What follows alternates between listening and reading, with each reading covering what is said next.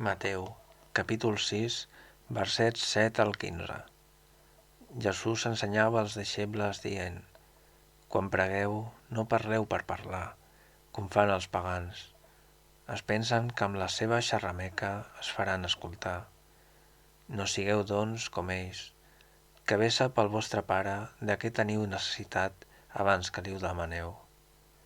Vosaltres pregueu així: Pare nostre que estàs en el cel, santifica el teu nom.